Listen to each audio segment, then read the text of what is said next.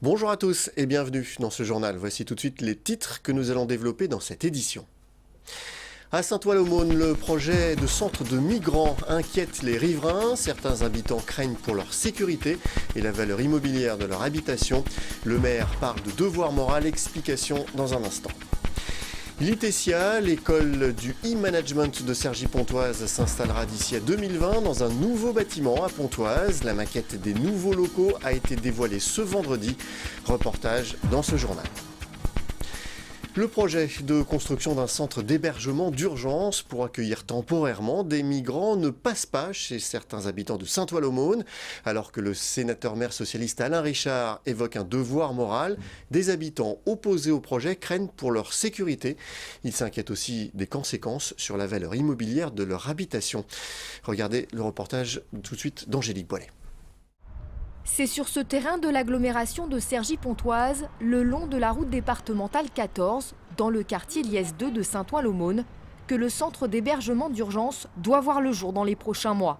Il est question d'accueillir ici, dans cette ancienne casse automobile, 130 migrants, des hommes en attente de l'obtention de leur statut de réfugiés politiques. Un projet financé par l'État, auquel s'oppose un certain nombre de riverains de ce quartier récent, voué encore à se transformer.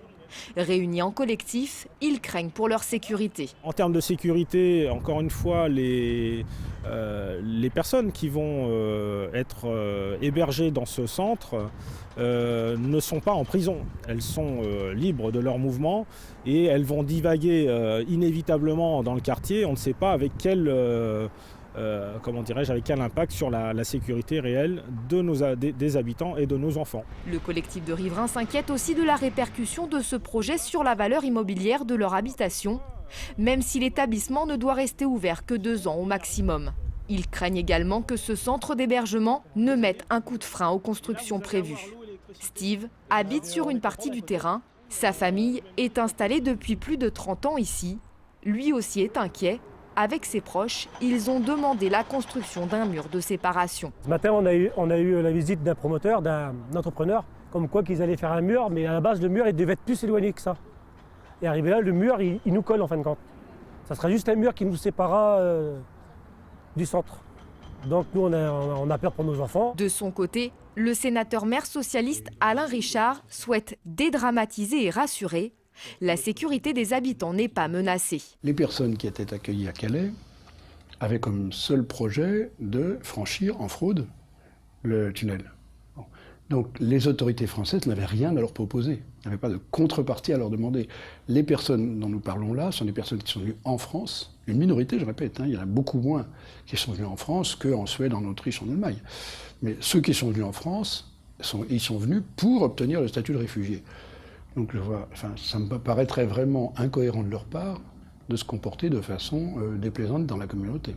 Alain Richard martèle également que les projets immobiliers du quartier de Liesse 2 seront menés selon le calendrier prévu. Jeudi soir, en conseil municipal, le projet a obtenu le feu vert des élus. Prochaine étape, la délivrance du permis de construire. Législative, la commission des investitures des Républicains a tranché. Claude Baudin portera les couleurs de la droite sur la 4e circonscription du Val d'Oise lors des législatives de juin prochain, aux grandes dames de Sébastien Meurant, qui réclamait, lui, la même investiture et assure vouloir quand même être candidat. Claude Baudin tentera de retrouver son fauteuil de député perdu en 2012 au profit du socialiste Gérard Sebaoun. L'école du e-management de Cergy-Pontoise va s'installer dans un nouveau bâtiment de 6000 m² à Pontoise. De nouveaux locaux pour accueillir davantage d'étudiants, mais aussi de nouvelles formations. La maquette a été dévoilée ce vendredi. Reportage. Un nouveau bâtiment pour un nouveau développement de l'école du e-management ITESIA à Pontoise. Cette école, au carrefour de la gestion, de l'informatique et du management, a présenté la maquette de son nouveau bâtiment ultra-moderne, 6000 m² entièrement dédié à l'apprentissage. Situés en face de l'actuelle école, les nouveaux locaux pourront accueillir 400 élèves supplémentaires. Au total, ce sont 1600 étudiants qui pourront se former à Pontoise dans des locaux parfaitement adaptés aux nouvelles technologies. Si on veut pouvoir se développer, par exemple, avec des techniques comme les MOOCs, il faut qu'on ait des salles appropriées. Il y a du coworking qui sera mis en œuvre. Bref, il y a tout un ensemble, sans parler des espaces de vie, qui sont tels que les étudiants seront infiniment mieux qu'ils ne peuvent l'être aujourd'hui, accueillis dans les conditions d'un établissement un peu ancien, qui avait de toute façon besoin d'une profonde rénovation.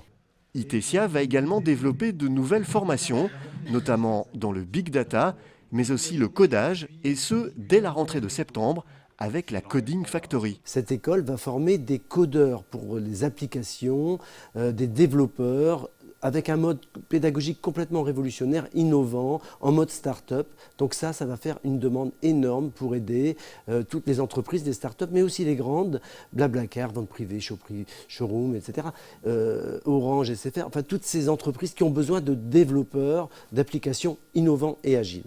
La construction de ce nouveau bâtiment, qui a mobilisé un investissement de 23 millions d'euros, a été financée par la région Île-de-France, la communauté d'agglomération de Cergy-Pontoise et la CCI Paris-Île-de-France avec l'aide de l'État. Les nouveaux locaux d'ITESIA devraient ouvrir ses portes pour la rentrée 2020. Voilà, ce journal est terminé. Je vous en rappelle le principal titre. À Saint-Ouen-l'Aumône, le projet de centre de migrants inquiète les riverains. Certains habitants craignent pour leur sécurité et la valeur immobilière de leur habitation. Le maire parle de devoir moral. Jeudi soir en conseil municipal, le projet a obtenu le feu vert des élus. Prochaine étape, la délivrance du permis de construire. Merci d'avoir suivi ce journal. N'oubliez pas que l'info continue sur notre site vonews.fr. À très bientôt.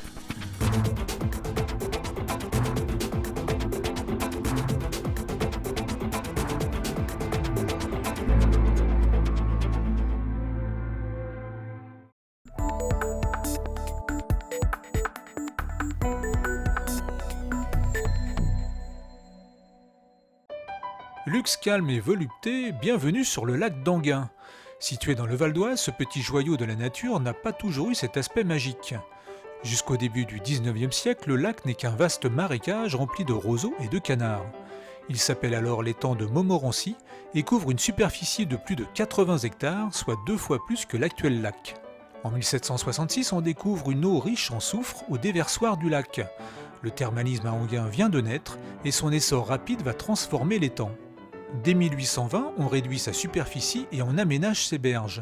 Les joncs et les nénuphars disparaissent pour laisser la place à de somptueuses résidences occupées par la riche bourgeoisie parisienne et les célébrités de l'époque.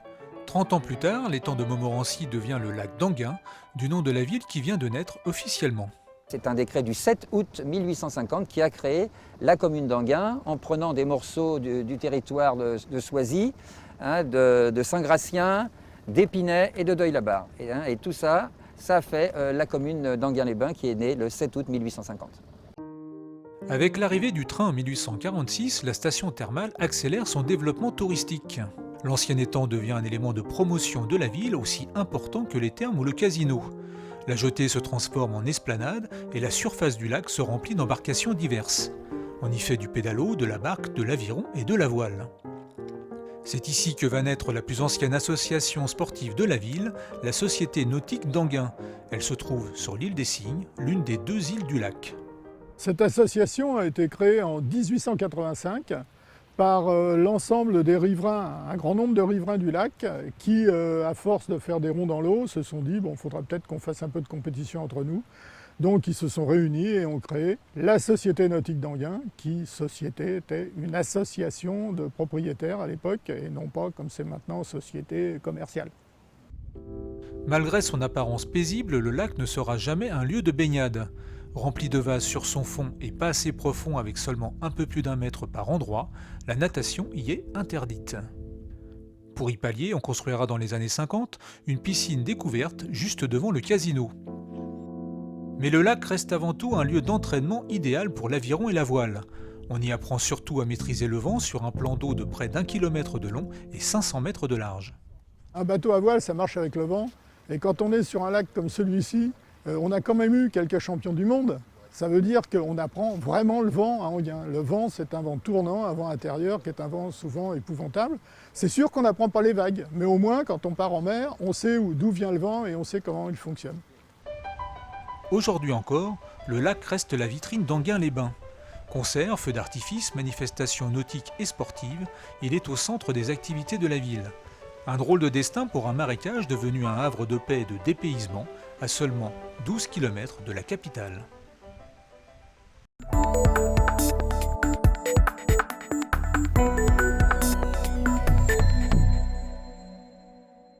Et voilà le travail réalisé.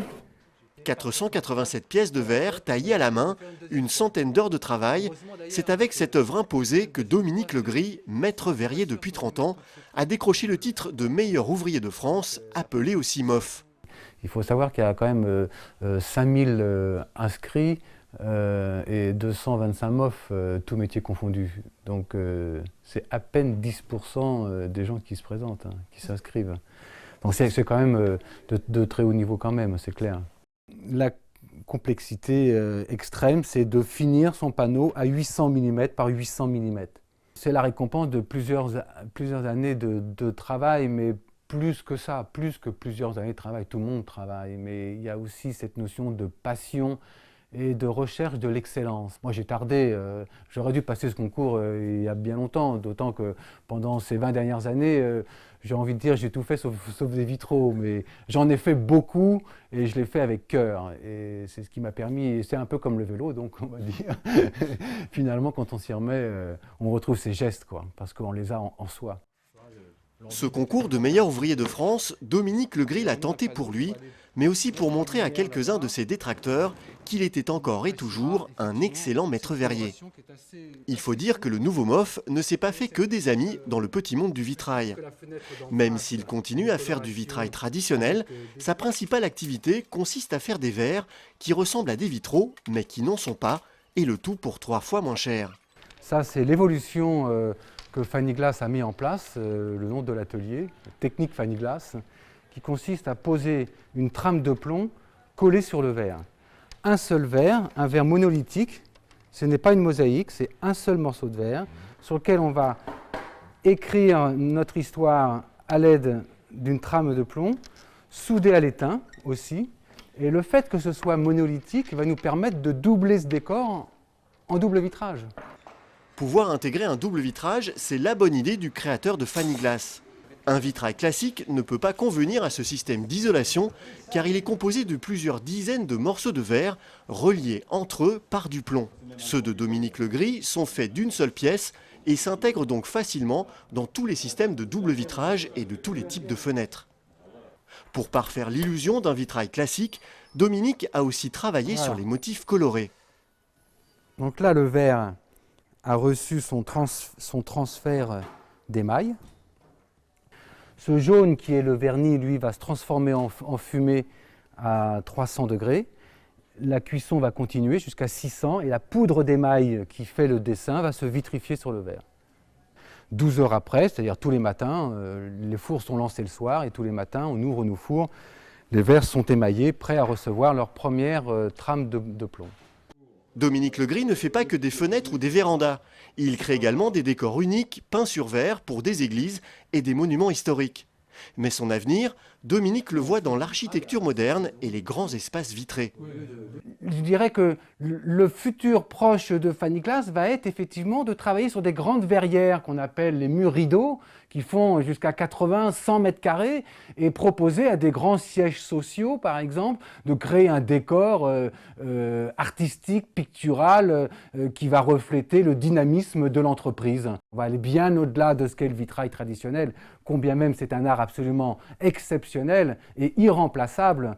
On ne tente pas de faire pareil, on tente de faire autrement et autre chose. Peindre sur des toiles de lumière, cet amoureux du verre ne pouvait rêver mieux. Depuis plus de 30 ans, Dominique Legris en a fait sa passion et elle n'est pas prête de s'éteindre.